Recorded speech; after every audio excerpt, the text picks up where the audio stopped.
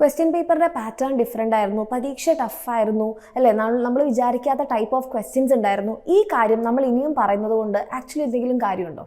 ഒരു കാര്യമില്ല. കാരണം എന്താണെന്ന് വെച്ച് കഴിഞ്ഞാൽ ഇപ്പോൾ കഴിഞ്ഞ വർഷമൊക്കെ ആണെന്നുണ്ടെങ്കിൽ നമ്മൾ പ്രതീക്ഷിക്കാതെ പെട്ടെന്നായിരുന്നു ക്വസ്റ്റ്യൻ പേപ്പറിൻ്റെ പാറ്റേൺ മാറിയത്, ടഫ്നെസ് കൂടിയത്. പക്ഷേ ഈ തവണ അതിൽ നിന്ന് ഡിഫറെൻ്റ് ആയിട്ട് നിങ്ങൾക്ക് നേരത്തെ തന്നെ സൂചന ലഭിച്ചിട്ടുണ്ടായിരുന്നു ക്വസ്റ്റ്യൻ പേപ്പർ ടഫായിരിക്കും. ആൻഡ് അതിന് വേണ്ടിയിട്ടൊരു മോഡൽ ക്വസ്റ്റ്യൻ പേപ്പർ, ഇതേപോലത്തെ ടഫായിട്ടുള്ള തന്നെ ഒരു മോഡൽ ക്വസ്റ്റ്യൻ പേപ്പർ SCERT ഇറക്കിയിട്ടുണ്ടായിരുന്നു. അതായത് പിന്നെ നമുക്ക് ന്യൂസ് പേപ്പർ റിപ്പോർട്ട് നമ്മുടെ ഗവൺമെൻറ്റും ഒക്കെ പറഞ്ഞിട്ടുണ്ടായിരുന്നു, കാണാപ്പാടം അല്ല വേണ്ടത്, മനസ്സിലാക്കിയവർക്ക് മാത്രം, കോൺസെപ്റ്റ് ക്ലിയർ ആക്കിയവർക്ക് മാത്രം എഴുതാൻ പറ്റുന്ന രീതിയിലായിരിക്കും ഇനിയുള്ള പരീക്ഷകൾ.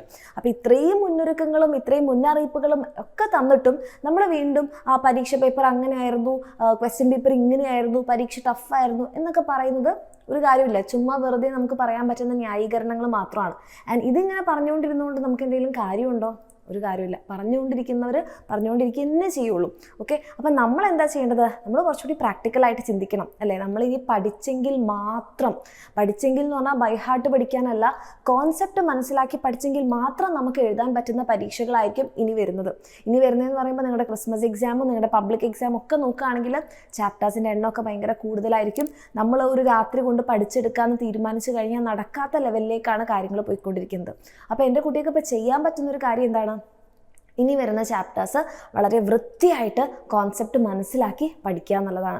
അപ്പോൾ അതിന് വേണ്ടിയിട്ട് നിങ്ങളെ ഹെൽപ്പ് ചെയ്യാൻ നമ്മുടെ എക്സാമിനറുടെ ബാച്ചസ് എന്നും ഉണ്ടായിട്ടുണ്ട്, ഇന്നും ഉണ്ട്.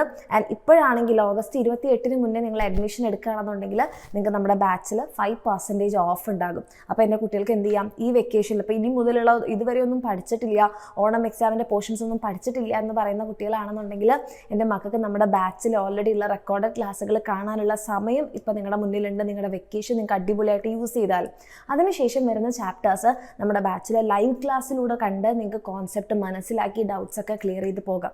ഇങ്ങനെ എൻ്റെ കുട്ടികൾക്ക് താല്പര്യം ഉണ്ടെങ്കിൽ തീർച്ചയായിട്ടും നമ്മുടെ ബാച്ചിൽ നിങ്ങൾക്ക് അഡ്മിഷൻ എടുക്കാം.